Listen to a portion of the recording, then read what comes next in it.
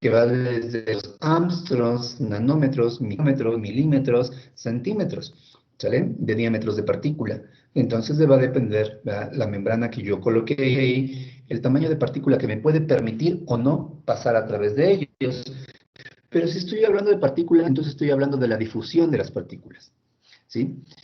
En el caso de la ósmosis, lo que tengo que estar observando, ¿verdad?, si ustedes observan la imagen, ¿verdad?, ahí tengo varias partículas, ¿verdad? Y lo que estoy viendo es que las partículas más pequeñas que están del lado izquierdo pasan por proceso difusivo a la parte del lado derecho, ¿verdad?, y están inundando ahí la parte de los espacios que pueden todavía estar ocupando estas partículas muy pequeñitas.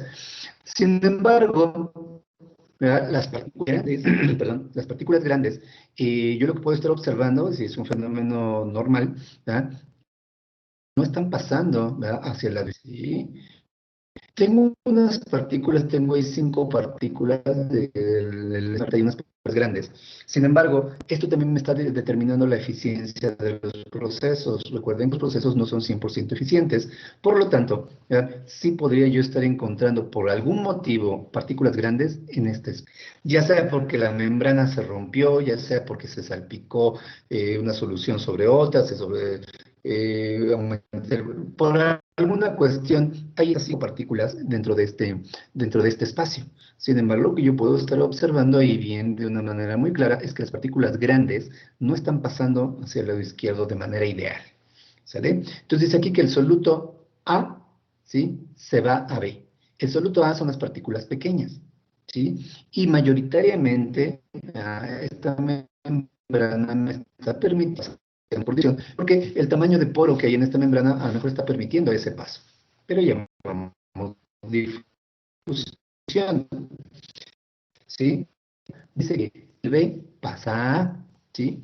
Pero es muy pequeña la concentración debido a algún fenómeno que puede estar sucediendo, ¿verdad? El que yo pueda observar estas membranas, estas partículas en la parte perdón, en la parte donde están las partículas mayoritariamente de A, ¿sí? ¿Hasta qué momento? ¿Verdad? Hasta que se alcanza un equilibrio neto, ¿verdad? Hay un equilibrio entre partículas, ¿sí? Obviamente las grandes van a estar conservándose del lado derecho por más vibración o por más fuerza que quieran imponer. En teoría la membrana no los va a dejar pasar, pero las pequeñas sí. Por ese proceso de difusión dice que hay un equilibrio por medio de difusión neto. Una vez que se alcanzó el equilibrio, pues, membranas, pueden ser diferentes tipos de membranas. Dice aquí, por ejemplo, dice de origen animal o membranas proteicas o membranas de origen vegetal también, que son permeables al agua, pero no a sustancias de elevado peso molecular, ¿sí? La mayor parte de las membranas, ¿verdad?, que construimos, ¿sí?, regularmente son permeables al agua, ¿sí?, dejan pasar al agua. Y a los solutos más grandes en tamaño, en cuanto a peso molecular, no, ¿sí? Y entonces dice aquí que para hacer el proceso osmótico, ahora vamos a ver el movimiento del agua más que de las partículas. En el caso de nosotros, pues agua o cualquier disolvente que esté ocupando, puede ser etanol, formol, puede ser éter, ¿verdad?, ese solvente o disolvente que yo esté utilizando en mi proceso.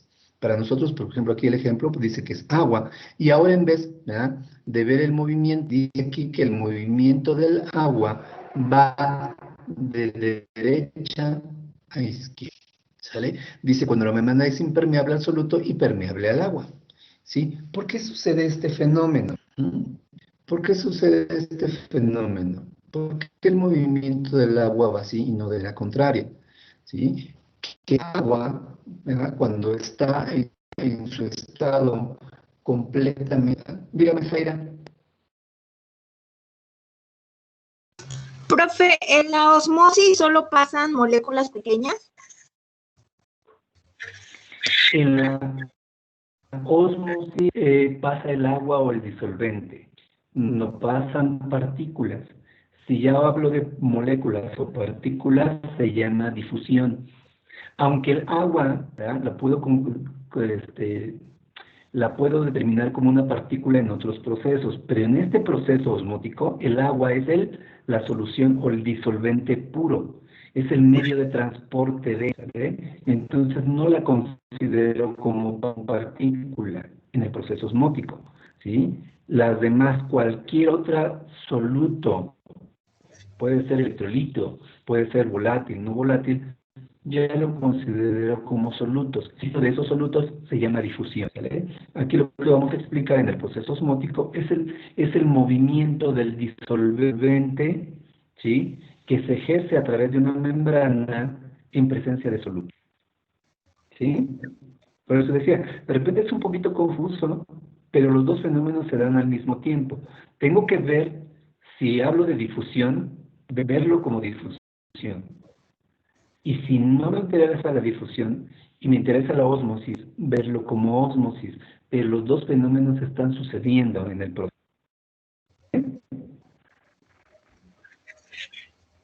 Está bien, profe, gracias. Yo creo que va a ir quedando más claro conforme vayamos avanzando, ¿sale? Para que no explique yo de más y de repente pasemos una diapositiva y ya vamos a explicar.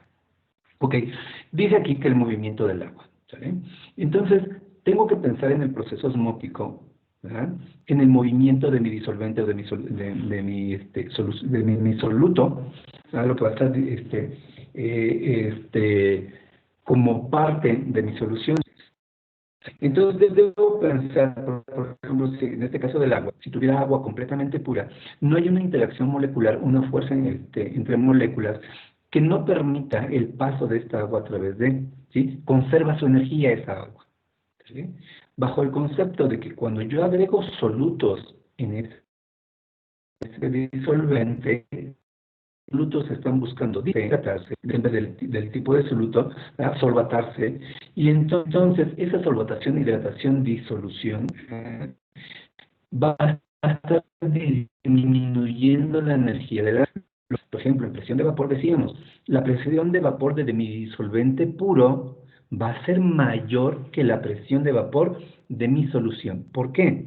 Porque la presión de vapor de mi disolvente puro no tiene ninguna partícula que no esté permitiendo el cambio de fase, ¿verdad? Del estado líquido al estado vapor. Cuando yo le agrego un soluto, estas moléculas van a hacer una interacción molecular, una fuerza intermolecular entre las partículas del disolvente, en el caso del agua, y entonces va a estar evitando, ¿verdad? O se va a estar resistiendo, cuando yo le meto energía, de pasar del estado líquido al estado vapor. Por lo tanto, yo voy a ver una disminución en esa energía, llamada presión, ¿verdad? Cuando hay solutos que cuando no hay solutos. ¿Sí? Ahora, si me voy a la siguiente propiedad, el punto de ebullición, decíamos lo mismo. ¿Sí? El punto de ebullición de una solución pura, ¿sí? En condiciones normales, si hablamos de agua, va a ser 100 grados Celsius. ¿Qué sucede cuando yo le agrego un soluto? ¿Sí? El soluto se disolvió, se hidrató, se solvató, o lo que haya sucedido en eso, y dando nuevamente que pase del estado líquido al estado vapor. ¿Por qué? Porque la molécula está buscando, ¿verdad? Evitar,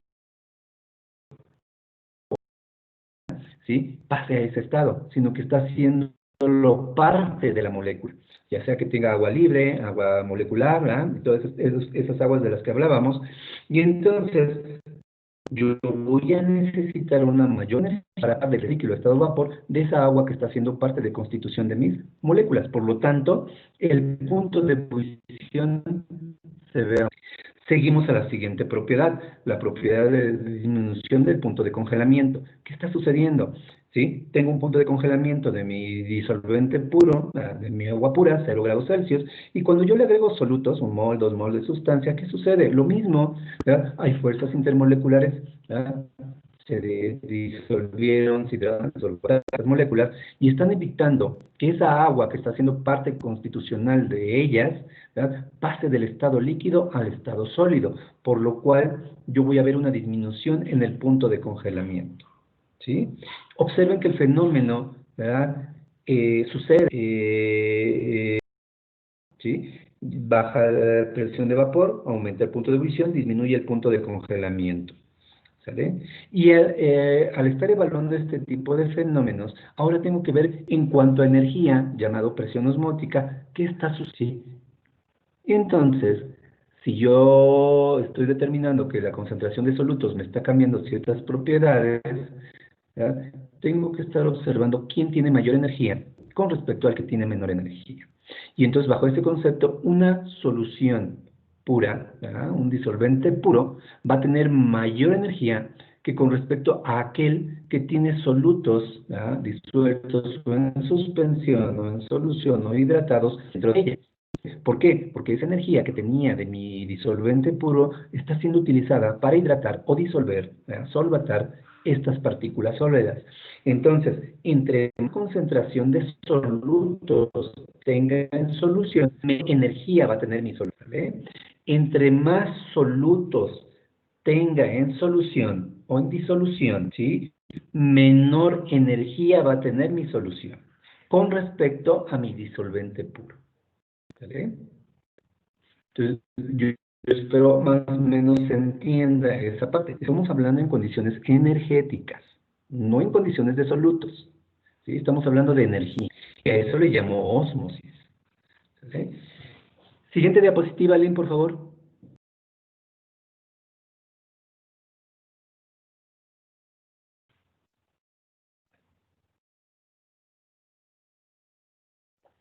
Ok, bajo este concepto, el proceso osmótico pues, se lleva a cabo y dice que, por definición, usted lo puede encontrar, que es una barrera, ¿ah? Y debe tener una membrana impermeable, ¿sí? Y entonces aquí dice una membrana separando dos medios, ¿verdad? ¿Qué es una membrana? Separar dos medios de diferentes e impone ciertas restricciones al proceso de difusión de los solutos, ¿sí? Cuando hablo de solutos, difusión. Cuando hablo de disolvente, ¿sale? Y depende de la relación entre el diámetro de los poros de la membrana y el tamaño de las partículas disueltas, ¿sí? Estas membranas se clasifican en 4 grupos. Puede haber más seguramente, ¿verdad? Pero pues relativamente aquí vamos a ver 4 grupos, ¿verdad? La primera, impermeables, ¿sí? Lo que decíamos del libro y mi cerebro, ¿sí? Tengo una membrana impermeable. No son atravesadas ni por solutos ni por el disolvente. ¿Qué quiere decir? ¿Verdad? Que ahí tengo una membrana de manera ideal, ¿sale? Esa membrana, esa barrera que ustedes pueden ver en la imagen, ahí tengo, dice solutos coloidales, solutos verdaderos y agua, ¿sí? Esa barrera a lo mejor puede ser un metal, puede ser vidrio y demás, y lo hago de manera experimental. Y lo que voy a estar observando, ¿verdad? Que puedo tener del lado izquierdo un montón, una solución con solutos, y del lado derecho, ¿verdad? Mi disolvente puro. Y si tengo esta membrana impermeable, no voy a ver un proceso difusivo, ¿verdad? De solutos o un de un lugar a otro, ¿sí? Si es difusivo de las partículas y si es osmótico, ¿verdad? Del disolvente. No lo va a ver porque hay una membrana impermeable, ¿sí? No permite el paso a través de ella de ninguno de los dos componentes, ¿sale? Hay otras membranas llamadas semipermeables, ¿ya? Entonces dice semi, entonces es una barrera también. Aquí algún tamaño de partícula. Dice aquí no permite el paso de solutos verdaderos, pero sí del agua, ¿sí? Y entonces dice yo aquí tengo, tengo mi membrana semipermeable y entonces va a permitir el agua o que se permite el paso a través de ella del agua, pero no de los solutos, ¿verdad? Esos solutos que son demasiado grandes, ¿no? Y esas partículas que yo puedo llegar a ver, por ejemplo, en el campo visible del ser humano, la partícula que llegamos a ver más pequeñita, ¿sale? De ahí hacia arriba puedo ver todos los tamaños de partícula, pero creo que son más o menos 10 micras, no me acuerdo del tamaño, pero creo que son 10 micras. Sí, del almidón 10, 12 micras puede ser, sí, y de ahí hacia abajo no veo nada, o sea, veo turbidez, veo paciencia, veo translucidez o lo que ustedes quieran, pero no veo las partículas, sí, no veo esos granulitos o esas formas, nada que puede tener la partícula, sí, entonces son semipermeables, dicen de los solutos verdaderos, o sea, esos solutos muy grandes, sí, pero sí del agua. Entonces son semipermeables. Dialíticas, ¿sí? Son permeables al agua y a solutos verdaderos, pero no a solutos coloidales, ¿sale? Dice que son dialíticas, ¿sí? Este proceso de diálisis, ¿verdad? Me permite, por ejemplo, eliminar sales, me permite eliminar algunas sustancias de tamaños muy pequeñitos, con diferente a los solutos verdaderos, que decíamos que son aquellos que yo puedo estar observando que son muy grandes, a lo mejor proteínas, pudiesen estar dentro del rango, aunque no las pudiese estar viendo, ¿sí? Pero aquí dice que ya me permite los verdaderos, como algunos minerales, algunas proteínas, a lo mejor unos carbohidratos de bajo peso molecular, que son muy pequeñitos, que van al rango de micrómetros, nanómetros o angstroms. ¿Sí? Depende del tamaño, me va a permitir estas dialíticas, el paso de ellos, el paso del agua, pero no, ¿verdad? De aquellos solutos muy grandes, esos solutos coloridos, ya de tamaños, de pesos moleculares muy grandes como las proteínas, ¿verdad? Ya más complejas. ¿Sale? Ustedes han de saber más o menos si han oído en qué procesos se utiliza la diálisis. Por ejemplo, para purificar pectinas, para purificar proteínas, para purificar algunos biopolímeros, ¿verdad? Compramos algunas membranas dialíticas, ¿verdad? Depende del tamaño de partícula, del peso molecular de la molécula que yo vaya a separar, meto la solución dentro de estas membranas y hago pasar o las pongo en un solvente, un disolvente puro, osmosis, el proceso de difusión también, ¿sí? Se va purificando esta partícula porque se va conservando dentro de la membrana y lo único que está pasando, ¿verdad? Son solutos coloidales, perdón, solutos verdaderos y no los coloidales, ¿sale? Y entonces ya puedo estar purificando, voy lavando de alguna manera, podremos estar diciendo, ese producto para que en su momento yo ya tenga purificado el elemento que yo quiero purificar. ¿Sale? También esto del proceso dialítico o de la diálisis, ustedes lo han escuchado, ¿verdad? Cuando algún enfermo, sobre todo los riñones, ¿verdad? Lo dializan. ¿Por qué lo dializan? Porque empieza a haber una mayor concentración de sólidos verdaderos, ¿verdad? Dentro del flujo sanguíneo, ¿verdad? Porque los riñones que tienen la función, ¿verdad? De eliminar toxinas y de todas estas sales, ¿verdad? Además, ya no funciona. Entonces a la persona se le empieza a dializar, porque si no empieza a haber una saturación de solutos, ¿ah? Dentro del flujo sanguíneo y puede provocarle a lo mejor una hipertensión, puede provocarle un paro cardíaco o cualquier cosa, ¿verdad? Debido a la alta concentración de solutos que hay. Entonces se dializan, ¿ah? Se les purifica la sangre de estos elementos, sobre todo elementos tóxicos. ¿Verdad? Cuando ya mi riñón. ¿Sí? Y hay otra conceptualización de otro tipo de membranas llamadas permeables, que permiten el paso del disolvente y no de solutos coloidales y verdaderos. Solo son impermeables a las dispersiones groseras. Dispersiones groseras, pues ya partículas demasiado grandes, coágulos, arena y demás, esas partículas demasiado grandes, ¿verdad? Que ya, pues ya los puedo observar de manera visual. ¿Ah? Y entonces, son los diferentes tipos de membranas que podemos estar utilizando, ¿ah? En lo que llamamos el proceso difusivo y osmótico. ¿Sale? Impermeables, semipermeables, dialíticas, permeables.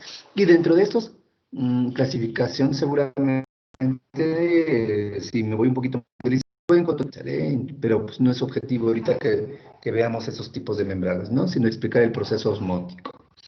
¿Sí? Las membranas, decíamos, pueden estarse elaborando a partir de células animales o vegetales, ¿verdad? Algunos biopolímeros se utilizan para hacer este tipo de membranas y dar el proceso osmótico. Para poder evaluar la osmosis, pues hay equipos, ¿verdad? Llamados osmómetros. ¿Sí? ¿Sí? Y como en el principio, una membrana permeable al disolvente e impermeable al soluto, por lo cual dice se separa una disolución de su solvente puro. ¿Sí? Ustedes pueden ver la imagen proyectada y tengo dos recipientes. Bueno, tengo un recipiente dividido a la mitad por una membrana. Una membrana que en este caso, si vamos de osmosis, es una membrana osmótica. ¿Sale? Esta membrana puede ser impermeable, semipermeable, dialítica o permeable. Dependerá del tamaño de partículas de los solutos que haya disueltos en solución, del lado derecho. Del lado derecho yo puedo observar que mi solución tiene un montón de puntos. ¿Vale? Entonces dice agua pura, en la parte izquierda, ¿sí? Y agua salada, creo dice por ahí. No alcanzo a ver bien, pero son absolutos. ¿Qué sucede así? Ustedes observen bien, en la parte del lado derecho tengo un tubito arriba, una forma tubular arriba, en donde dice que tiene menor de 30 atmósferas de presión. ¿Sí? Y es ahí donde estoy midiendo midiendo la presión osmótica. ¿Sí? Dice, en el aparato se mide la presión de equilibrio y se establece como resultado de la presión hidrostática debida a la altura alcanzada, ¿sí? ¿Qué quiere decir una presión hidrostática? Que voy a ver un desplazamiento, ¿verdad? En el nivel del agua en ese tubo, en el nivel de la solución de ese tubo, ¿sale? ¿Por qué sucede esto y por qué decimos que se evalúa así la presión osmótica? Esa membrana que, por ejemplo, puedo tener una membrana impermeable, la quito y pongo una membrana permeable o le permito el paso a través de ellos, que están observando que los solutos no se están desplazando del lado derecho hacia el lado izquierdo. ¿Qué quiere decir? Que el tamaño de poro de esta membrana es tan pequeñito, o sea, o es más pequeñito en tamaño que los solutos que están disueltos en esa solución. Entonces los solutos no van a pasar del otro lado, por un proceso difusivo, ¿sí? Sí, el proceso osmótico sí se da. ¿Por qué se está dando? Porque el agua, según lo que decíamos, va a tener mayor energía, ¿verdad? Mi agua como disolvente puro, va a tener una mayor energía, y la que va a tener menor energía es mi solución con solutos. Entonces lo que va a estar sucediendo es que el agua va a desplazarse hacia el elemento de menor energía hasta en el momento que estas soluciones que entran en contacto alcanzan el equilibrio, yo voy a ver un movimiento, ¿verdad? Voy a ver un movimiento de desplazamiento de ese fluido en el tubito hacia arriba, ¿sale? Y entonces puedo medir los milímetros, ¿verdad?, de desplazamiento de ese fluido determinados como presión osmótica, ¿sale? Eso es lo que está sucediendo. El elemento o el disolvente de menor energía o la solución de menor energía va a estar siendo, ¿verdad?, captada o está buscando el equilibrio con el elemento de mayor energía hasta alcanzar el equilibrio. Y en el momento que alcanzan el equilibrio, en ese momento yo mido la presión osmótica. Pero es un efecto energético, no de sólidos, de energía. Dice aquí que existe una tendencia natural a que el disolvente fluya a través de la membrana, desde el recipiente donde se encuentra el disolvente puro al recipiente interior que contiene el va, va a fluir a través de la membrana hasta donde está la solución con solutos. A esta tendencia se opone la sobrepresión que se aplica a la cámara donde está la disolución. Entonces, esa tendencia a la sobrepresión me va a estar desplazando el volumen de fluido, y ese desplazamiento es la cantidad de energía, ¿ya?, debida a la ósmosis que se está dando en este tipo de fenómenos, ¿sí? Pero es un proceso energético. ¿Se entiende hasta ahí? ¿Alguna pregunta?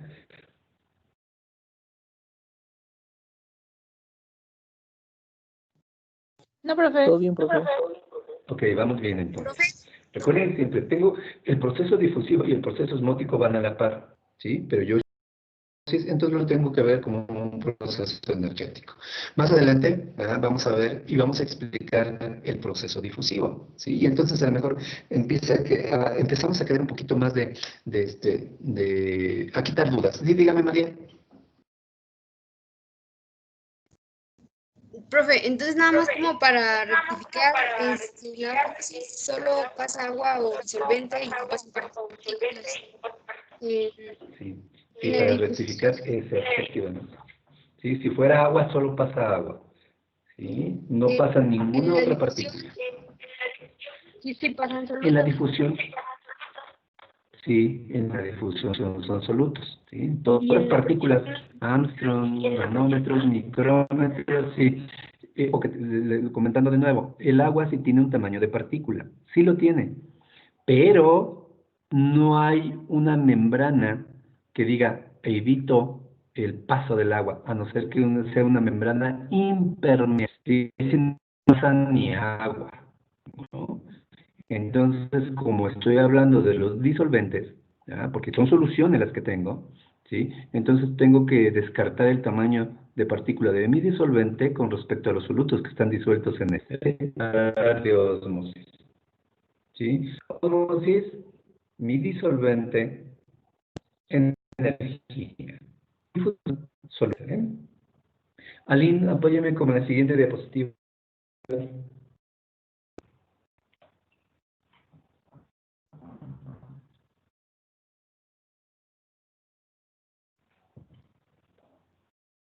Ya, Aline.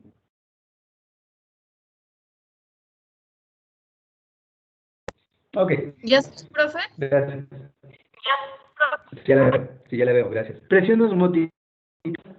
Sí, aquí por definición dice que es exceso de presión que actúa sobre la visión y que se produce en equilibrio se llama presión osmótica y se representa por la letra pi. Se lee aquí el símbolo me falló un poquito, pero sí, igual el número de 3.1416, ¿sí? Cuando estemos hablando de propiedades coligativas y vean el símbolo pi, no estamos hablando de ese número, estamos hablando de presión osmótica, ¿sí? Como es el símbolo pi. Sí, no se les vaya a olvidar. Si no sé que de repente estén calculando y pongan 3.1416 y entonces pues, no van a tener el cálculo correcto. O sea, ¿sí? Para cuando estemos calculando presión osmótica, pi significa presión osmótica. ¿Sí? La presión osmótica desarrollada entre cualquier disolución diluida, dice, y su disolvente se manifiesta como una propiedad. ¿Sí? Es la presión que se desarrolla en cualquier disolución. ¿Se acuerdan que hablábamos de...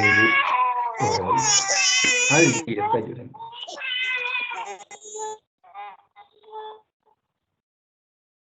Hay un bebé que está tomando clases de propiedades coligativas.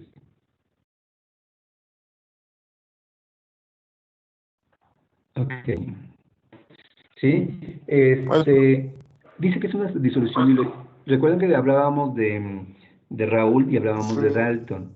Sí, y entonces, digamos dígame. ¿Qué es PC?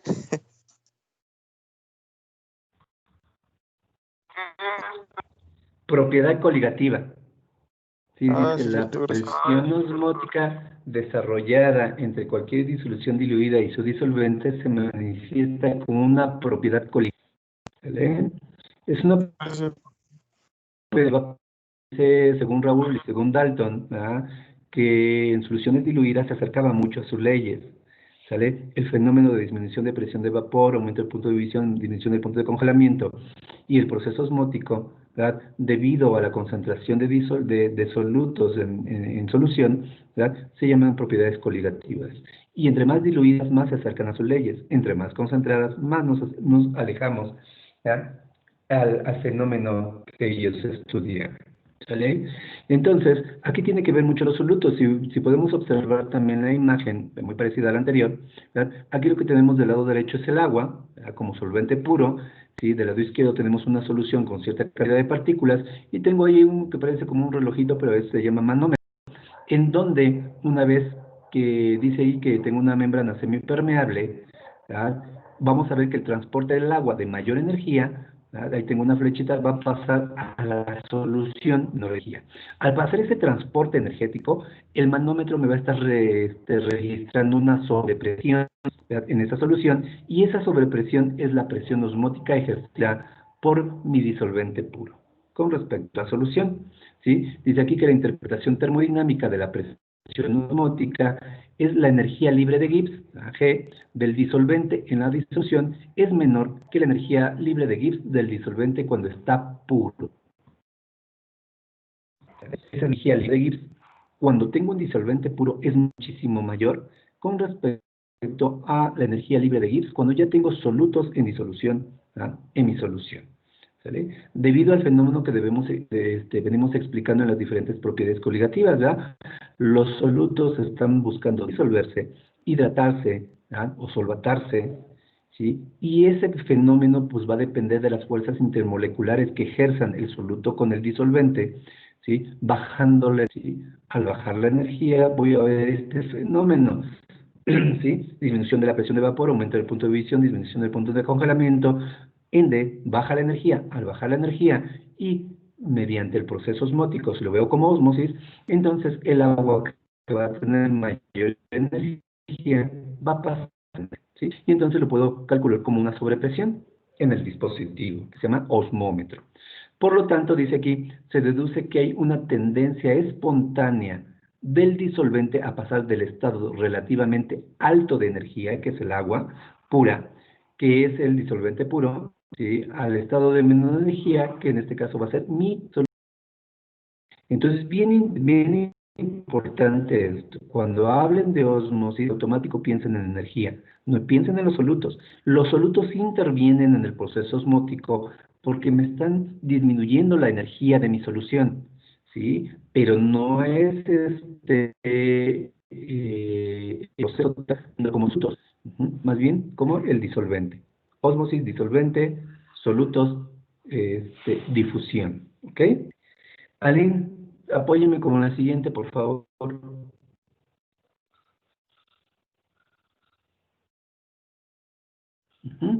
Esta disminución de energía, dice aquí, pues obviamente la puedo calcular matemáticamente, ¿sale? Dice por mol de disolvente que resulta de la adición de un soluto.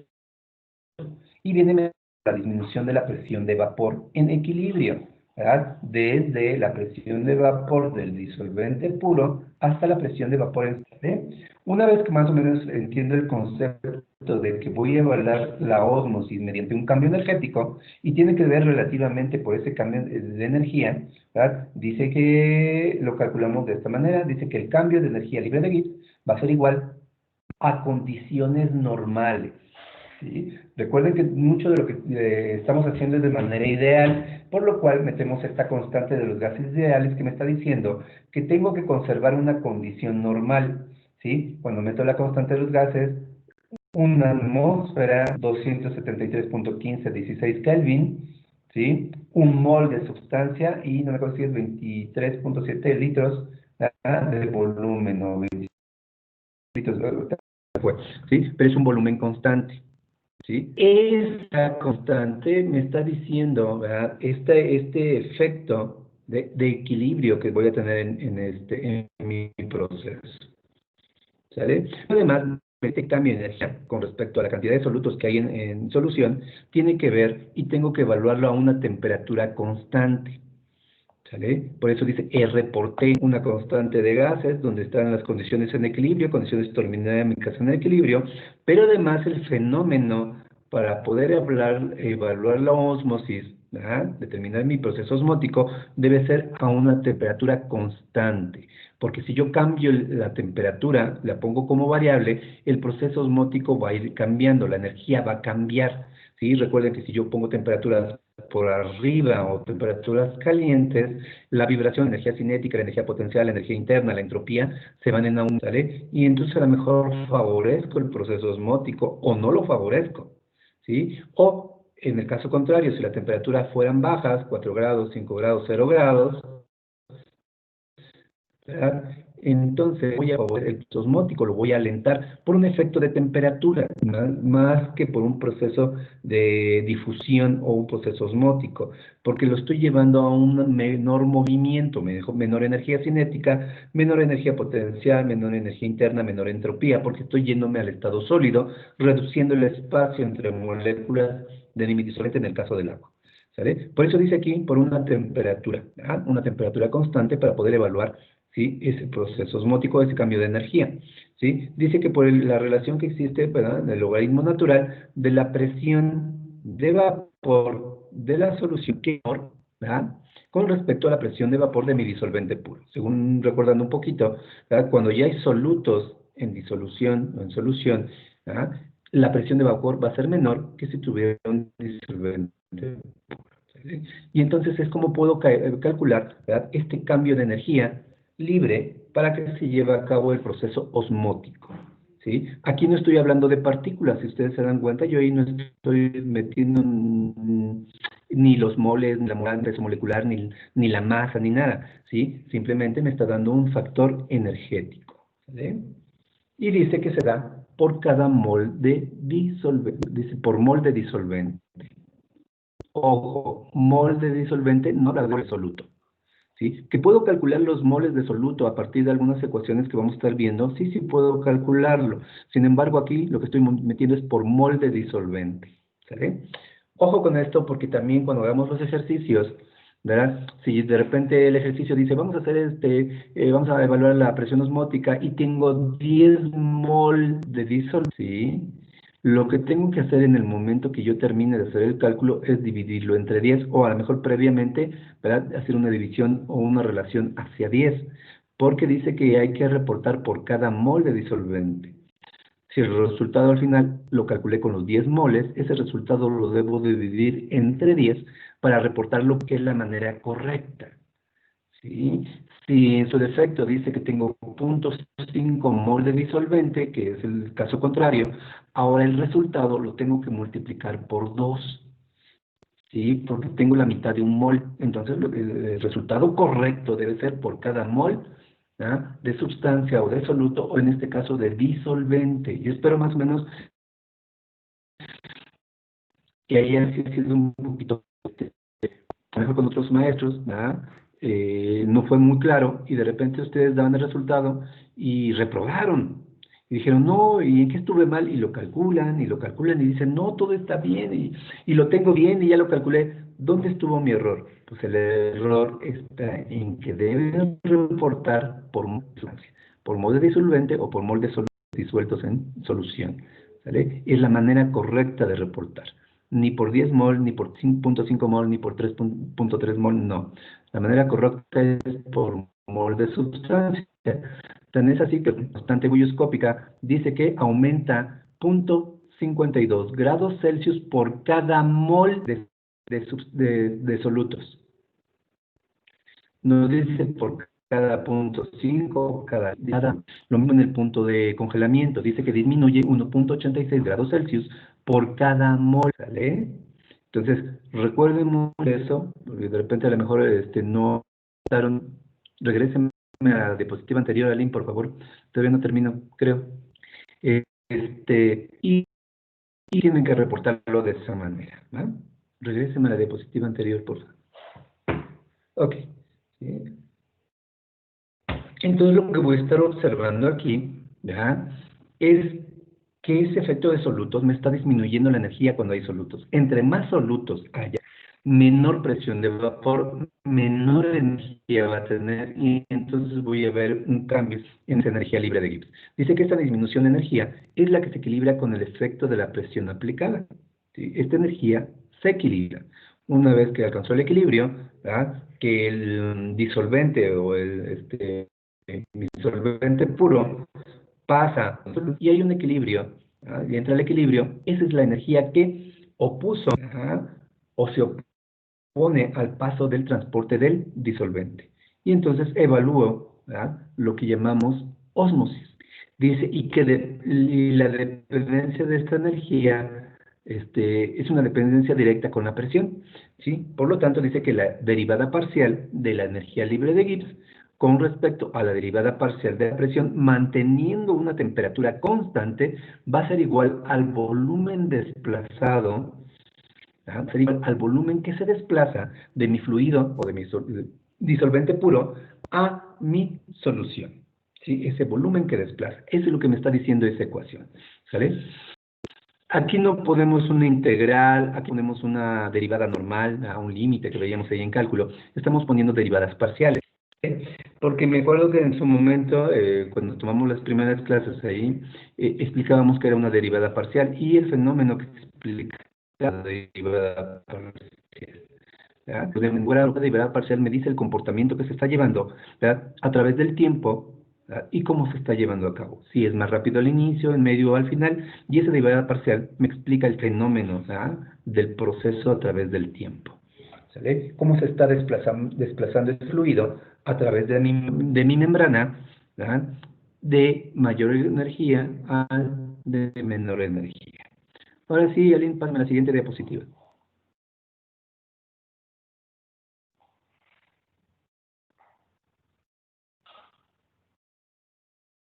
Ok, dice que puesto que los líquidos son prácticamente incompresibles, el volumen del disolvente en la disolución se puede suponer que ojo, dice aquí que los líquidos son prácticamente incompresibles. Si yo me voy de una manera ideal, ¿verdad?, ustedes han tenido la definición que los líquidos y los sólidos son incompresibles, Sin embargo, aquí ya vemos el parámetro físico-químico, ¿verdad? Son prácticamente incompresibles, tiene un factor de compresión, que puede ser no del fluido, ¿verdad? De mi disolvente. Ahí explicábamos ese fenómeno cuando hablábamos que decíamos que metíamos agua al congelador, se da un proceso de compresión. Seguramente también por ese proceso podemos estar viendo un proceso de compresión relativo. Depende de los constituyentes que tenga mi disolvente, ¿verdad? Que ya no le puedo llamar puro, ¿sí? Destilarlo, destilarlo, tridestilarlo, sin embargo, no alcanzo el 100% de pureza de mareal, ¿sí? Por eso dice aquí que son prácticamente incompresibles. Si da un fenómeno de compresión, ¿ah? Puedo despreciar o no, depende del fenómeno, ¿sí? Y dice que el volumen del disolvente en la disolución se puede suponer que es independientemente de la presión. O sea que el volumen no... Yo le meto la presión, ¿sí? Si yo ejerzo una fuerza sobre este fluido en cuanto a cuestión de su volumen, ¿verdad? No va a cambiar, ¿verdad? Ese volumen, por lo tanto, puede ser, o lo puedo determinar ideal como un volumen, ¿sí? Dice aquí, si se designa el volumen de disolvente en la disolución por volumen, por molar parcial del disolvente, y si se designa la sobrepresión necesaria para compensar la energía libre de Gibbs a causa de la adición del soluto, por este símbolo, ¿verdad? Por el símbolo pi,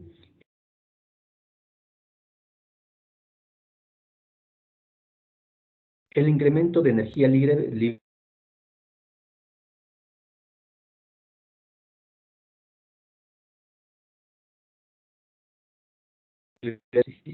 entonces yo puedo calcular la cantidad de energía que se requiere, ¿verdad? Para llegar al equilibrio del disolvente puro con respecto a la solución, ¿sí? Y ver cuánto volumen se desplazó de disolvente puro hacia mi solución, ¿verdad? Del disolvente puro hacia mi solución. El solvente puro es el que va a tener mayor energía con respecto a la solución. Entonces el desplazamiento va a ser del disolvente puro a la solución, ¿sí? Mayor energía a menor energía. Y entonces voy a ver el incremento de energía libre de Gibbs, ¿verdad? Que tiene mi solución, ¿verdad? Que tiene los solutos. ¿Sí? Porque ahí es donde voy a estar, donde se va a llegar al equilibrio. Y ahí es donde yo calculo. ¿Sí? ¿Dudas? Recuerda que tengo que estar pensando en las otras propiedades coligativas a la par que estoy estudiando esta propiedad, ¿sale? Porque decíamos, si cambia la presión de vapor, en automático aumenta el punto de ebullición, en automático disminuye el punto de congelamiento, ¿verdad? Y en automático cambia el proceso osmótico. Que se facilite o no se facilite.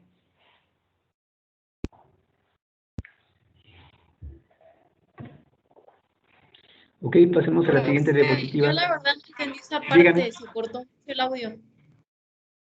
Ok, no oyeron lo último. Al menos yo no lo escuché el último, en una parte, como en los últimos 2 renglones, se podría decir. Ok.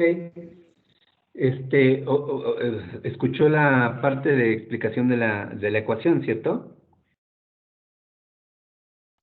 Es una parte. Ok. Si quieren volvemos a explicar esta ecuación.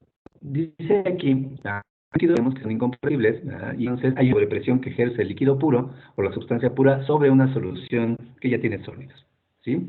Dice aquí, para poderlo calcular de manera matemática, ¿verdad? Dice designar un mol, ¿verdad? Estamos en un estado en equilibrio, ¿verdad? Una concentración constante, un mol del disolvente en la solución, ¿verdad?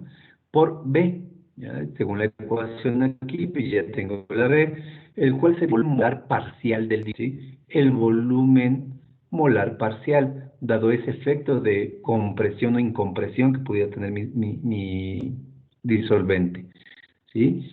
Dice, y si designamos la sobrepresión, ¿ah? Necesaria para compensar la disminución de energía libre de Gibbs a causa de la adición de soluto, ¿qué quiere decir? Dice que vamos a tener ahí una ecuación, ¿verdad?, de sobrepresión debida a que mi solución con solutos disminuyó su energía, obviamente disminuyó su presión de vapor, y entonces mediante ese efecto, estas soluciones que tienen solutos disminuyeron su energía con respecto el disolvente puro. Ajá. Dice, y es necesario compensar la de energía a causa de la adición de esos solutos, ¿sí? Para que encuentre el equilibrio, ¿sí? Y esa compensación de energía la determinamos como presión osmótica.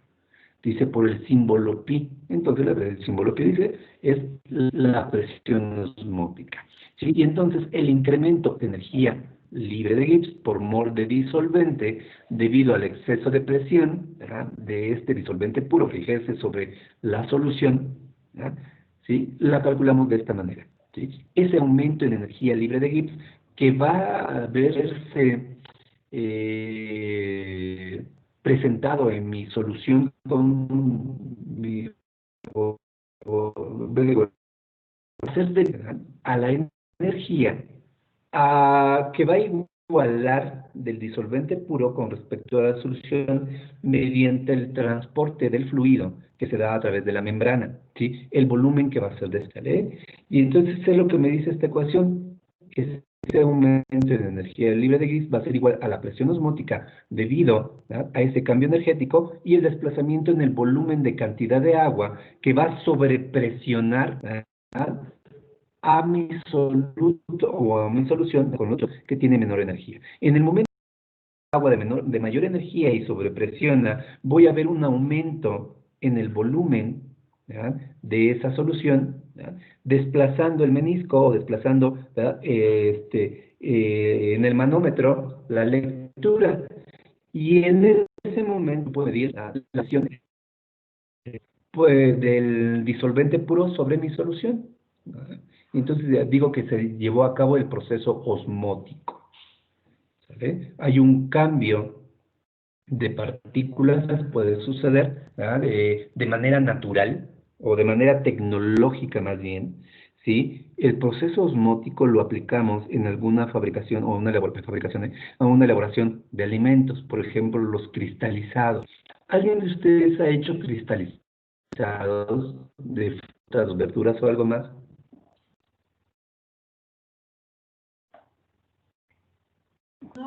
Yo sí, pero ya no me acuerdo bien, profe. ¿Verdad? Pero han comido cristalizados, a lo mejor, no me acuerdo si en el comedor les llegan a dar cristalizados, comen frutas cristalizadas y demás.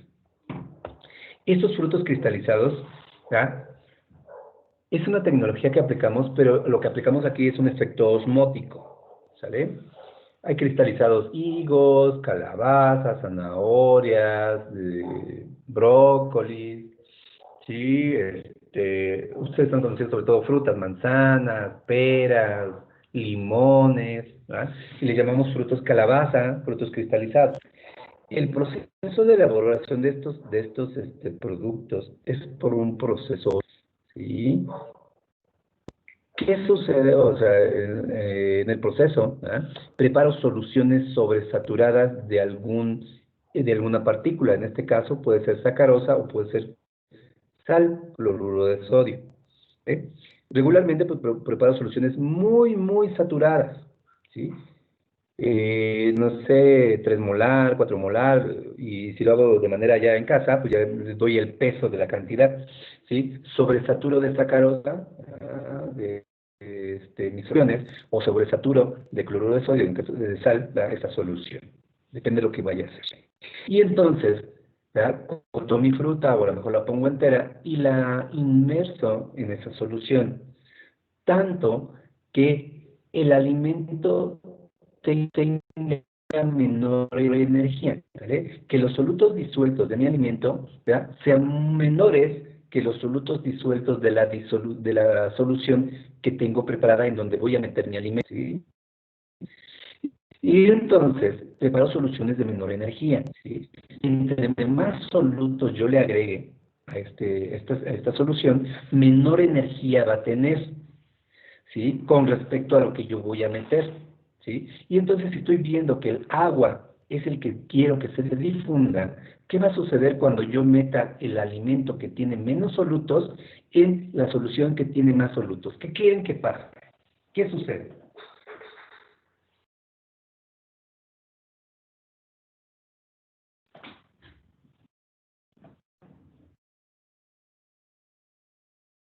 ¿Que afecten sus propiedades? Claro, afectan sus propiedades. ¿Qué más? Dice Mario, afectan sus propiedades. ¿Pero qué más?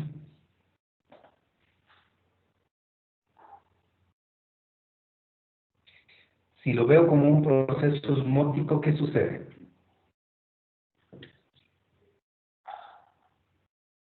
Pues, ¿existe una disolución, profe?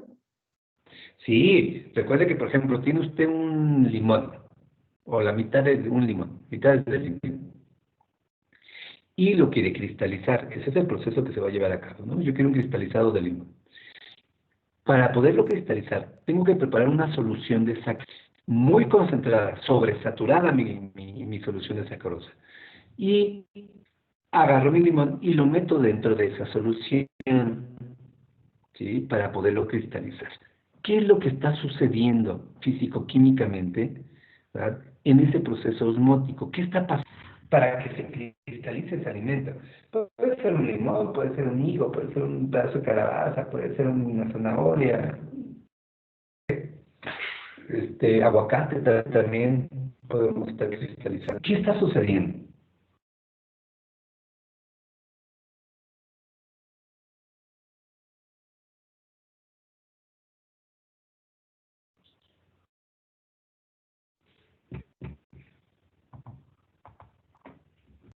Alejandro, ¿qué pasa? Decíamos que el jefe de grupo siempre hay que preguntarle. ¿Qué cree que pase en este proceso, esto, Alejandro?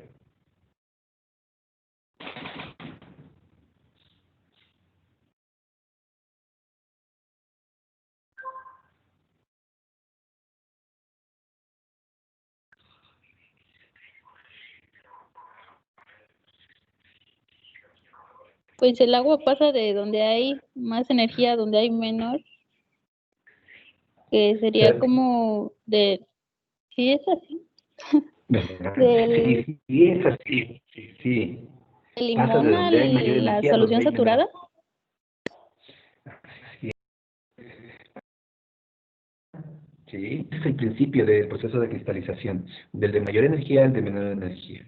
En el caso, pues tengo dos solutos, ¿verdad? Tengo dos, supongamos que dos soluciones, una de menor concentración y una de mayor concentración. La de menor concentración sería el limón, la concentración sería mi agua, mi solución saturada con sacarosa. Por lo tanto, el que tiene menor energía va a ser mi solución con sacarosa y el que tenga mayor energía va a ser mi limón, ¿sí? Si lo veo desde ese punto de vista. Ahora lo veo como quién se va a por los solutos, sería difusión. Ajá. Y entonces no, que se dan a la par, decíamos. Aquí lo que veo, que lo que se va a decir es un proceso osmótico, lo que se va a transportar es el agua. ¿Dónde tiene más energía el agua? ¿En el limón o en la solución de sacarosa? ¿Dónde tiene más energía el agua? En el limón. ¿Verdad? En el limón, porque tiene menos solutos, hay menos fuerzas intermoleculares que estén interviniendo, ¿verdad? En ese movimiento del agua. Por lo tanto, cuando yo agregue el limón a mi solución saturada, lo que se va a estar desplazando es el agua de mayor energía a menor energía. Y entonces se le está dando el proceso osmótico. ¿Sí? Yo espero que más o menos lo mismo pasa con el cloruro de sodio. Tenemos alimentos deshidratados, ¿verdad? Que son salados. Y entonces se da por ese proceso osmótico, ¿verdad? De repente secamos cárnicos o secamos algunos vegetales y demás y los ponemos en presencia de cloruro de sodio, ¿verdad? Esa sal, y se da un proceso osmótico, ¿verdad? Una difusión a mayor energía, de menor energía, para poderle aumentar la vida en estos procesos. ¿Sale? Que es una tecnología que se utiliza, pero el principio que utilizamos es ósmosis, ¿sí? Y ustedes me pueden decir, ¿y entonces nada más es el agua la que se desplaza? Sí, como proceso osmótico. Sin embargo, también hay un proceso a la par que se llama proceso de difusión. Ahora, ¿quién se difunde? Si por proceso osmótico, ¿verdad? Hay un cambio o un fluido, o un movimiento del agua, ahora, ¿quién se difunde?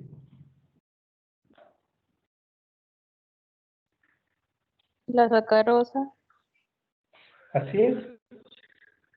¿sí? Ahora el soluto que se difunde, que es un proceso difusivo, ¿verdad? Que pasa de la solución concentrada a una solución diluida, es la partícula de sacarosa.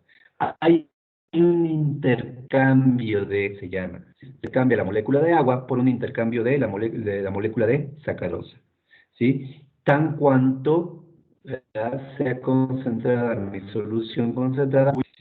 ¿De qué va a depender que tenga o no un buen cristalizado? Pues de la concentración de solutos que tenga mi elemento a cristalizar. ¿Sí? Que eso ustedes lo van a hacer en práctica. Ya le voy a mandar, a Alejandro también, no les he mandado la tarea porque quiero mandarse todo en bloque, tarea y todo lo demás. Van a hacer una práctica en casa ustedes para ver esto de las propiedades coligativas. Obviamente no vamos a poder medir presión de vapor, punto de ebullición, punto de congelamiento, porque igual no tenemos termómetro, no tiene manómetro. Pero sí vamos a poder medir de manera indirecta el proceso osmótico, a lo mejor de manera visual, y ya en el cuestionario que van a resolver, ¿verdad?, entonces a lo mejor van a buscar un criterio bajo, ¿verdad?, que se hace en algunos lugares de manera empírica, ¿sí? Muchos de los cristalizados que se producen en el no se hace mediante el pensamiento de, voy a hacer un cristalizado y se hace el proceso, ¿sale? Eso van a hacer ustedes haciendo la práctica para que más o menos vayan pensando. Vamos a tener, ¿saben cuántos de vacaciones? Creo 20 días, ¿sí? En el cual ustedes van a hacer ese proceso de la práctica, ¿sale? Fruta de su región, verduras de su región, y si no hay alguna fruta característica que pudieran estar cristalizando, ¿verdad?, pues a lo mejor un jitomate, un aguacate, un chamoy, no lo sé, para dar el proceso. Yo les voy a mandar más o menos, ¿verdad?, si no tienen manera de pesar, pues yo más o menos les voy a decir tantas cucharadas con respecto a tal cucharada o un bico de yogur. Les voy a decir, cómprense yogur, y ese recipiente, pues obviamente se comen el yogur, y marquen en tal nivel, y va a pesar más o menos la cantidad en gramos de ese, ¿eh? Entonces vamos a preparar 3 soluciones, una baja concentración, de concentración intermedia, una solución alta, y vamos a meter el producto que ustedes vayan a querer cristalizar. Le vamos a dar la temperatura ambiental, obviamente con todos los cambios de temperatura que hay en su lugar. Ustedes se van a meter a ver cuál es la temperatura. Igual tienen una aplicación en su celular que les está diciendo qué temperatura hay en el lugar donde están, ¿sí? Y van a estar registrando la temperatura en la mañana, o a lo mejor cada 2 o 3 horas, depende de la variabilidad que tengan en temperatura del lugar donde están, ¿sale? Y vamos a ver al final, después de cierto número de cambios en la solución, ¿sí?, cuál de ellos cristalizó de una manera correcta, o cuál de ellos tuvo un proceso osmótico muy lento, o cuál de ellos tuvo un proceso osmótico muy rápido, ¿sí? De manera visual, y vamos a contestar el cuestionario, ¿sale? Y además van a aprender a preparar cristalizados, ¿verdad?, ahí en el lugar de donde son. Por ejemplo, hace 2 años, 3 años, preparamos un taller, ¿verdad?, en el simposium que decía este, vegetales, ¿sale?, en donde se prepararon cristalizados, de zanahoria, de brócoli, de betabel, de chícharos, de zanahoria, de chayote, vegetal, de apio, perejil, de cilantro, ¿verdad? Esos vegetales, ¿verdad?, que regularmente los comemos salados o los comemos de manera natural, pero no lo comemos como una golosina, ¿sí? Entonces, pues sí, a lo mejor dentro del concepto de dulce, la sacarosa juega un papel muy importante por el índice glicémico. Sin embargo, también puede estar aportando los nutrientes propios del alimento. A lo mejor a los niños les puedo estar dando, sí, un azúcar, pero también les estoy dando un beta-caroteno, una betamina, un antioxidante, ¿verdad?, que lo hace benéfico, que hace que este alimento de alguna manera sea funcional, a pesar de la cantidad de azúcares que puedes estar teniendo. Sobre todo aquellos que no tienen disturbios metabólicos, ¿cierto? Aquellos que están relativamente bien en un estado factible, que le puede estar dando un tipo de estas golosinas, pero con todas las propiedades del alimento, ¿vale? Ese es un proceso que no lleva una temperatura demasiado alta ni demasiado baja, pero le permite conservar muchas de las propiedades funcionales de las sustancias nutracéuticas que tienen los alimentos. Entonces, en esa base, vamos a hacer este tipo de prácticas, que bueno, si lo hubiésemos hecho en Chapingo, pues obviamente lo hubiésemos hecho de otra manera, ¿no? Ya midiendo algunos parámetros. Pero para que vayan pensando En estas fechas, qué tipo de fruto o hortaliza pueden estar cristalizando. ¿Vale? También va a depender de la cantidad de agua, porque sí puedo cristalizar, por ejemplo, sandía, pero este tiene mucha agua, o sea, casi se acerca mucho a mi fluido ideal. ¿Qué cantidad de sólidos, ¿verdad? ¿Qué cantidad de energía tendría que tener con respecto a la solución que voy a sobresaturar, ¿verdad? Porque tiene que ser una energía muy marcada, ¿sí? Si yo la solución, en el caso de las sandías, hago una solución muy diluida, el proceso osmótico va a ser muy lento y no se va a dar ese proceso tal cual de cristalización, ¿sí? Entonces tendría yo que hacer a lo mejor varios cambios en mis soluciones saturadas para llegar, digo, no es que no haya, sí lo pueden lograr, pero en vez de meterlo solamente en una solución, ¿verdad? Tengo que meter este producto cierto tiempo en una solución hasta que se desgaste el contenido de solutos y meterlo en la misma concentración en otra solución, ¿verdad? Hasta que se vaya dando el efecto de cristalización por partes, ¿está bien? Porque tienen mucha agua algunos alimentos. ¿Puedo cristalizar plátanos? Pues sí, pero recuerden que también tengo que ver los procesos de oxidorreducción. A lo mejor por el efecto de esto hay un proceso de caramelización y demás, y hay un oscurecimiento del alimento. Eso a lo mejor tendría que estar agregando un antioxidante, gotitas de limón o no sé, alguna cosa, para en el proceso de cristalización sí obtener mi plátano, pero con una coloración, si no amarilla pollito, amarilla bonita, amarilla almendrada o paja, ¿sí? Un amarillo relativamente oscuro, pero que sea muy ojo del consumidor, ¿sale? Esa es una aplicación que tiene este propósito. De repente, híjole, sí, pues la osmosis y demás, no, pero que hay alimentos que sí los estoy aplicando. Por ejemplo, deshidratar una carne, ¿ah? Yo le pongo cloruro de sodio, sal de más, ustedes, depende de la región donde están, sobre todo en el sur, ¿ah? Por la temperatura y la humedad relativa que tenemos, salamos mucho las carnes, precisamente para darles una mayor vida en aquel. ¿Ah? La cecina, ¿ah? Muy famosa cecina de Yecapixtla, le agrego sólidos, ¿ah? Le agrego aceite, le agrego cloruro de sodio y obviamente la salo con cloruro, ¿sí? Y le doy cierto tiempo y a temperatura ambiente la carne cambia de color, un proceso de maduración, pero también hay un proceso osmótico, ¿sí? Que me aumenta la vida en aquel. Si yo dejo una carne fresca y no le doy este proceso y dejo una cecina, pues obviamente voy a ver un deterioro en la carne fresca con respecto a esta cecina. Y o por el proceso que se le está dando. Los pescados, ¿verdad? Ahorita que viene diciembre, el bacalao, ¿sí? Nos lo venden sumamente salado, ¿verdad? Está inmerso en una capa de sal, pero imagínense cuánto tiempo de vida en que le permite este proceso, ¿verdad? Conservarse al alimento. ¿Vale? Entonces, hay otros tipos de procesos también osmóticos que se llevan a cabo, ¿verdad? La preparación de salmueras, por ejemplo, ¿verdad? Para preparar algún tipo de alimento que va en salmuera, también se dan los procesos osmóticos, esos cambios en los fluidos, ¿verdad? Mediante un proceso energético, para que las células, ¿verdad? Que yo estoy metiendo, el chile, la zanahoria y todos los demás, ¿verdad? Hagan un intercambio con los solutos, ¿ya? Liberen el agua y que quede en solución, pero que los solutos estén inmersos dentro de mi partícula o de mi alimento, ¿sí? Y permiten una mayor conservación, ¿sí? Si yo me sobresaturo, me sobrepaso de algún elemento, pues voy a tener otras características, lo que estaba diciendo Sergio, creo, me decía, ¿verdad? Que conserve las características del alimento, pero si yo me paso o me falta, las características de ese alimento, ¿verdad? Van a ir cambiando, ¿sí? Debido a este fenómeno de energía. ¿Sale? Yo espero más o menos les haya explicado. De todos modos, cuando les mande la práctica, que les estoy ahorita modificando también, para que ustedes la puedan hacer en casa, ¿no? En vez de hacer la formulación, pues ahora les voy a poner una receta, ¿sí? Y esa receta pues va a depender del tipo de alimento que ustedes vayan a usar, por eso vamos a utilizar 3 soluciones, ¿sale? Para que ustedes, ya sea que el alimento que vayan a meter en este proceso tenga mucha agua o tenga poca agua, ¿sí? Y ver los 3 diferentes procesos que se pudiesen estar dando en el proceso osmótico.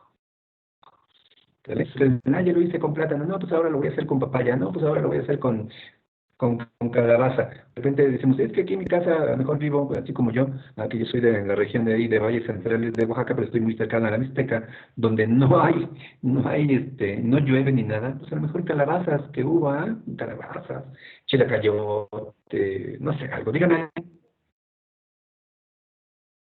Profe, entonces en esa ecuación como tal, bueno, por lo que entendí que dice que va a haber va a haber una disminución de energía, ¿no? Con respecto al disolvente puro, el cual se va a ir a la diluida.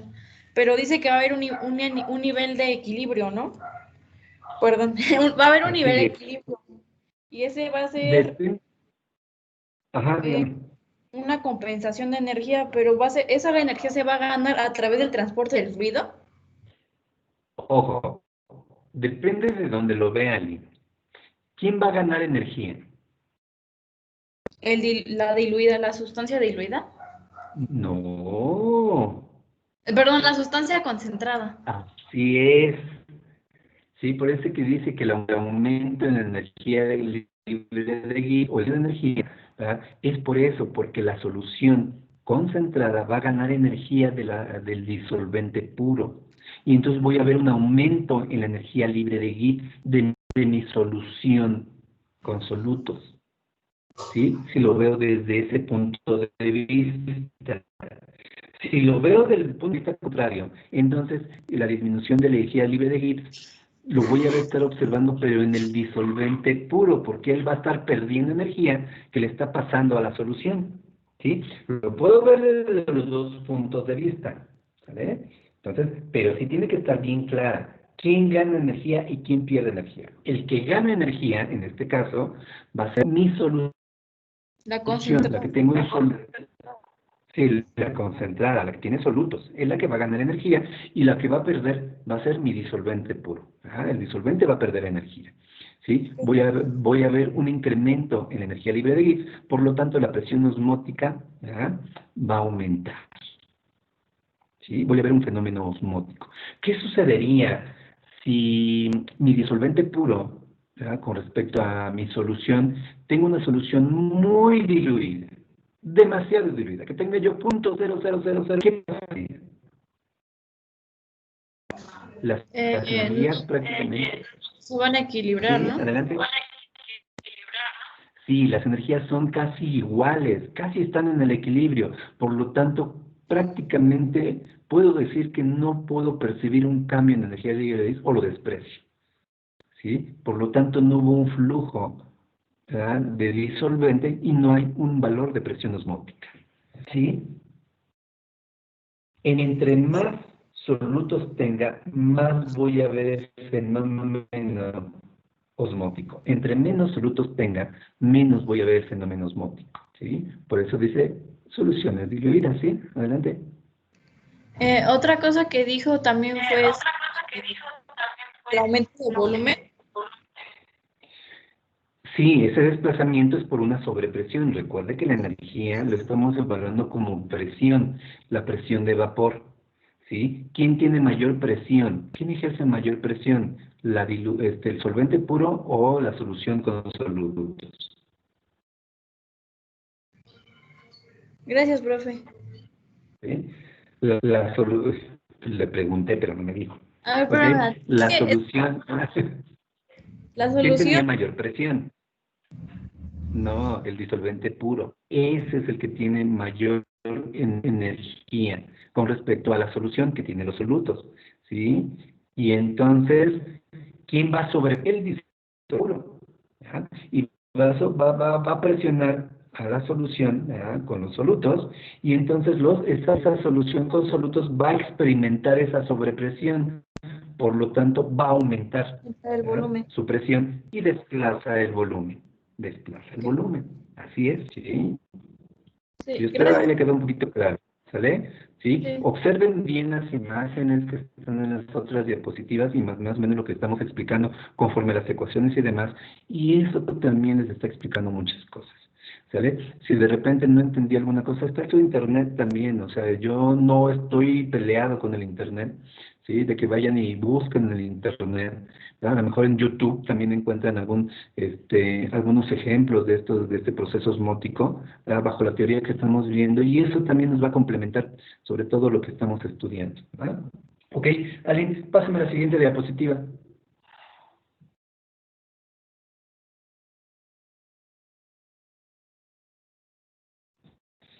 ¿Sí?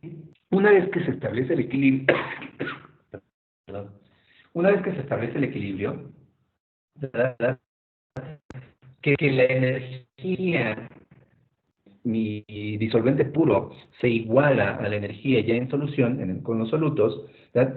Obviamente, después de cierto tiempo, dependerá de la concentración de solutos que tenga. ¿sale? Si mi solución es muy diluida, el tiempo va a ser corto para alcanzar el equilibrio. Si muy saturada o muy saturada, sí, el tiempo se va a alargar, ¿sale? Van a encontrar el equilibrio con un mayor tiempo, ¿vale? Entonces dice que una vez que se establece este equilibrio, la disminución de energía libre de Gibbs de la disolución, debido a la presencia del soluto, ¿sí?, queda equilibrada por el incremento debido a la presión aplicada. Dice que la energía libre de Gibbs, ¿ya? Nuevamente, los solutos me están disminuyendo la energía, ¿sí? ¿Eh? Cuando yo abro esta membrana o pongo la presencia y hago que pase el fluido, mi solvente puro, entonces espero, ¿verdad?, que aumente la presión y aumente la energía, ¿verdad?, ¿sí?, una vez que alcanzan el equilibrio, ¿sí? Y lo puedo calcular de esta manera.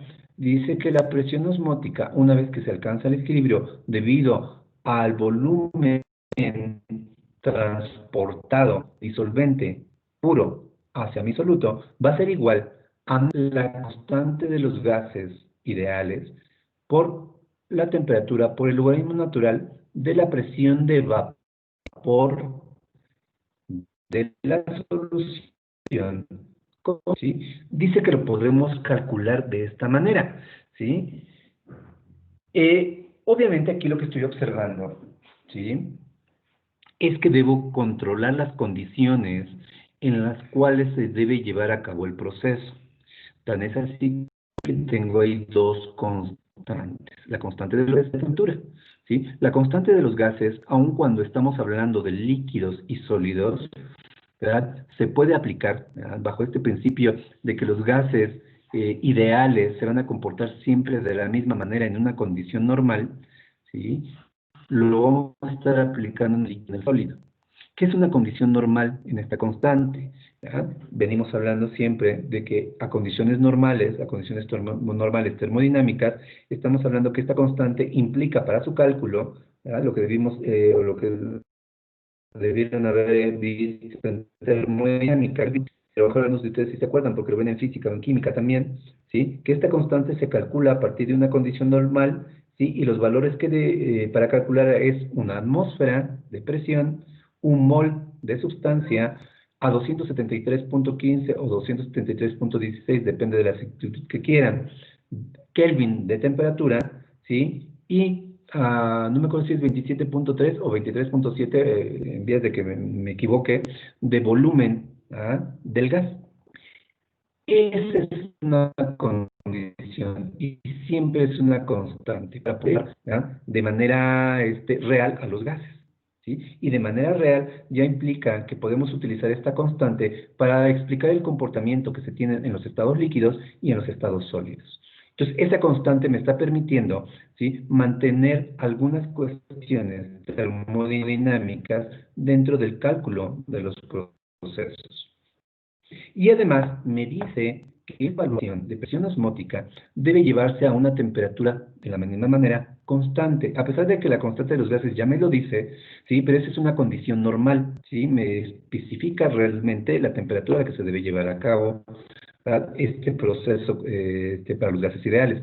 Sin embargo, el proceso osmótico lo puedo llevar a diferentes temperaturas, ¿sí? 20 más menos 2 grados Celsius, 25 más menos 2 grados Celsius, 28 más menos 2 grados Celsius, 30 más menos 2 grados Celsius, 19 más menos... Depende del lugar donde ustedes estén. Por eso yo les decía que ahí en la aplicación que ustedes, sí, del teléfono, si la tienen o podemos estar consultando en el internet de alguna manera, ¿sí?, cuando estén haciendo evaluar más o menos la variación que tienen en temperatura desde que iniciaron hasta que terminaron más o menos el proceso, a lo mejor inició en la mañana, y empiezo a ver la variación que hay de temperatura, y ustedes van a reportar su temperatura medioambiental del proceso que sale. Entonces, aquí dice que de manera ideal pues debe llevarse a una temperatura constante. Es un dato de manera matemática, un dato de los 20 grados, pero ya ustedes van a meter una variable, ¿sale?, cuando lo hagan experimentalmente, ¿sí? Entonces, esa temperatura debe permanecer constante. ¿Por qué? Porque el proceso osmótico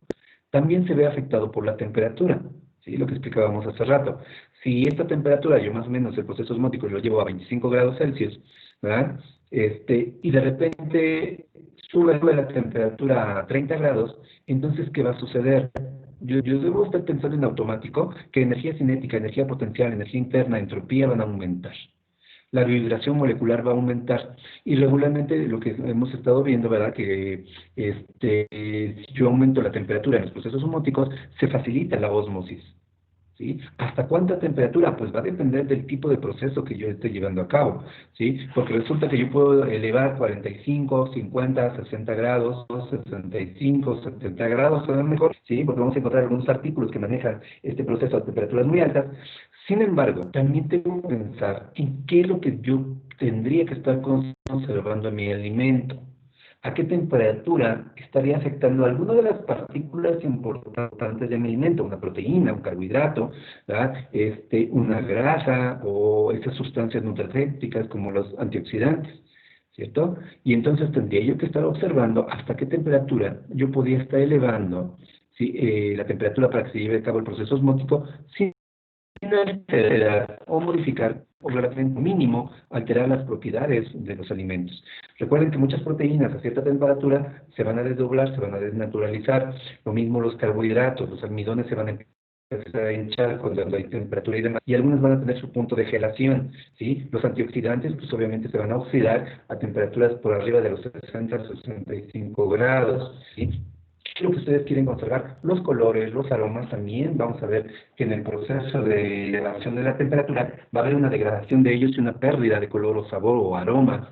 ¿Ya? La volatilidad de los compuestos también juega un papel muy importante en el proceso, ¿ya? Y si estamos hablando de ósmosis, por eso la temperatura juega un papel muy, muy importante.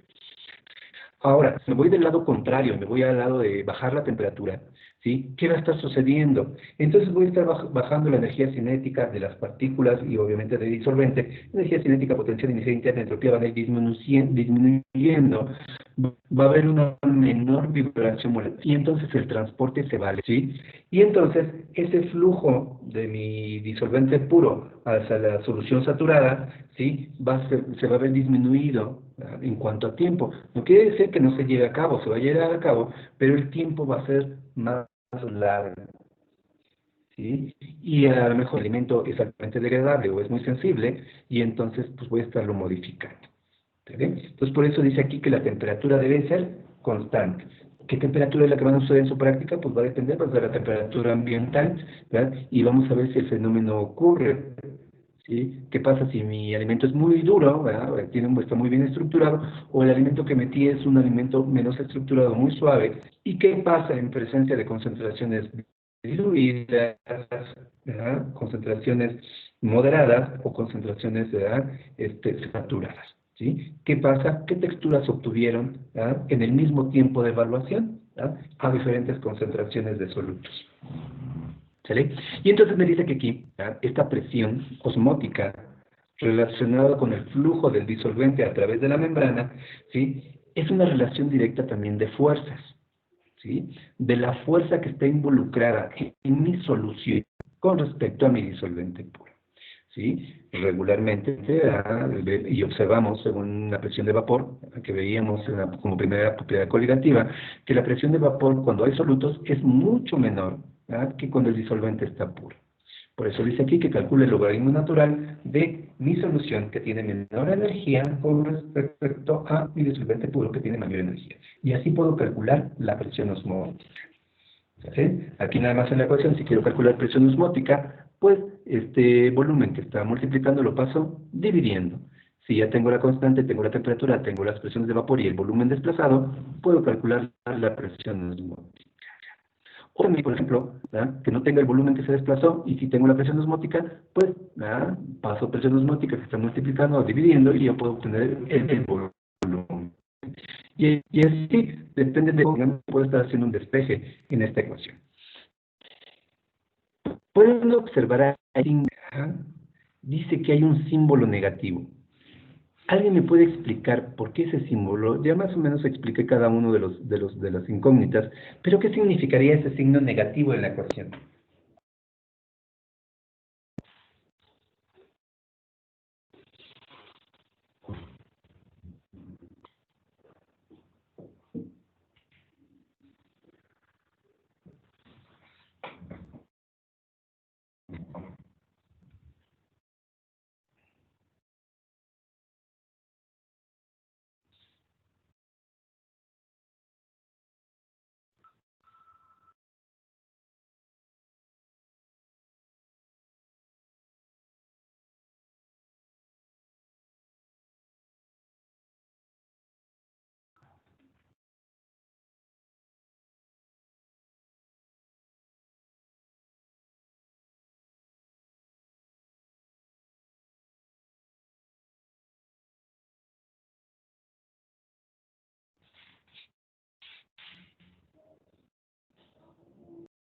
¿Alguien me puede decir que ese símbolo negativo? Piensen bien, vean bien la ecuación, piensen de todo lo que hemos dicho. ¿Qué significaría ese símbolo negativo en la ecuación?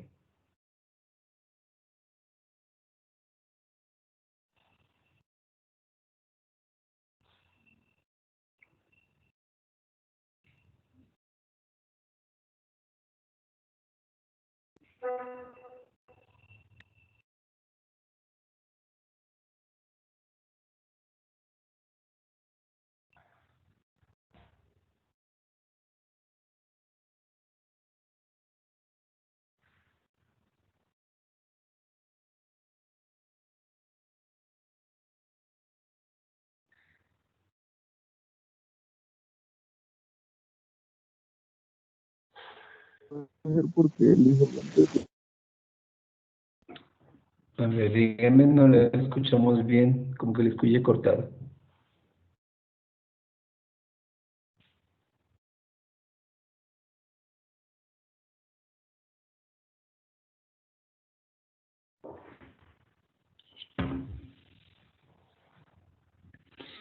Observen bien, dice ahí, ¿verdad? Pi presión osmótica, P trazada, ¿verdad?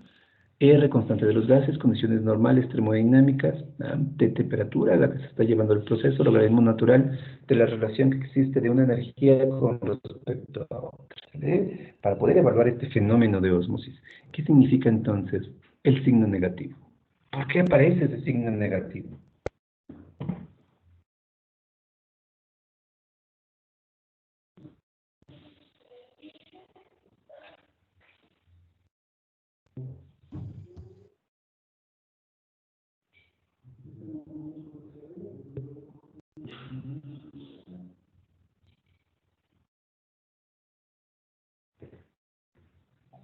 Era por la pérdida de energía.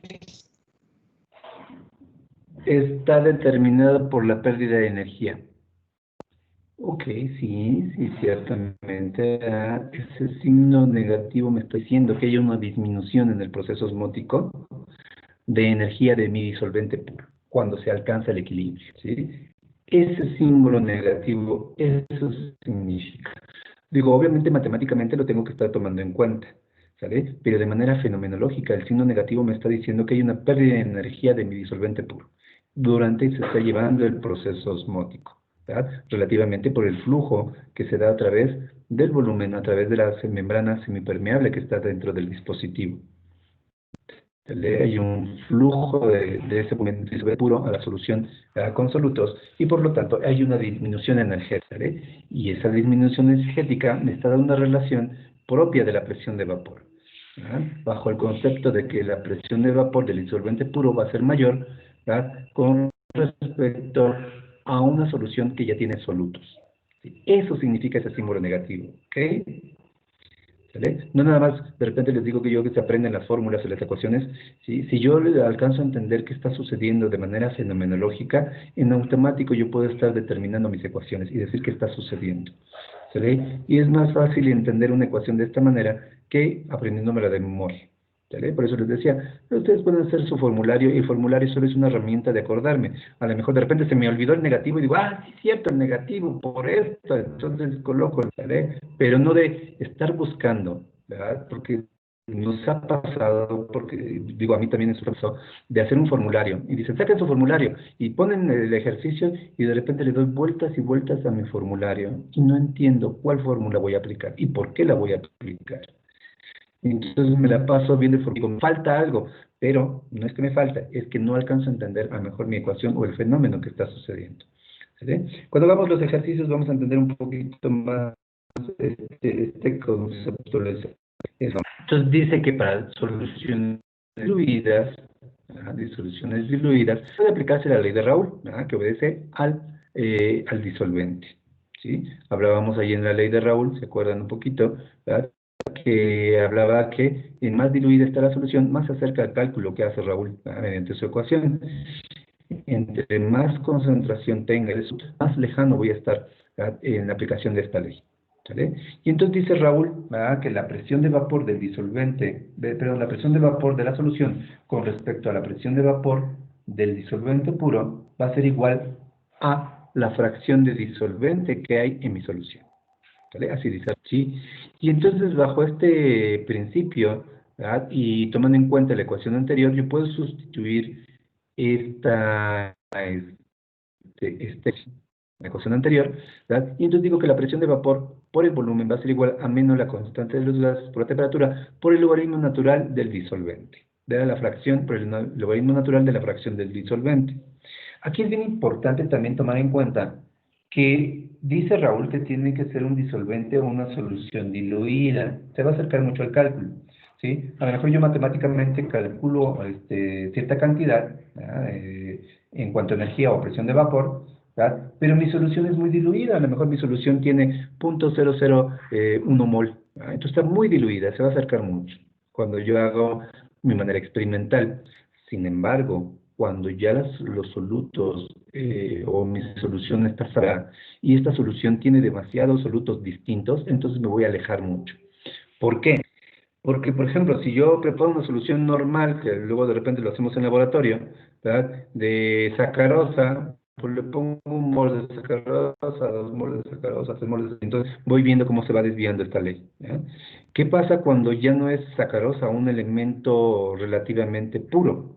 ¿Verdad? ¿Qué pasa si ya le estoy metiendo una proteína, pero a lo mejor esos solutos van acompañados de carbohidratos y esos solutos van acompañados de vitaminas y van acompañados de minerales, ¿sí? Entonces, entre más heterogénea sea la concentración de solutos, más lejano va a ser esta ley o el cálculo hacia esta ley. ¿Por qué?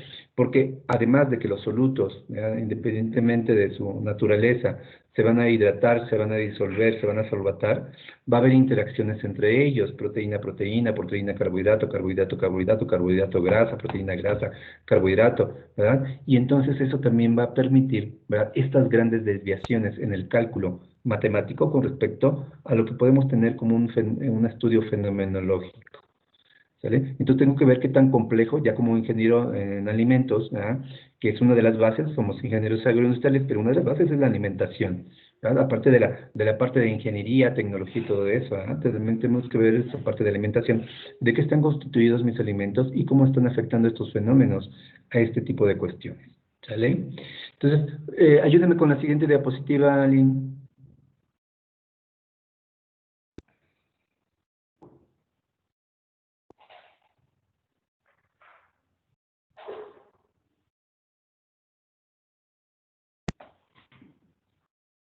Ok, ¿sí?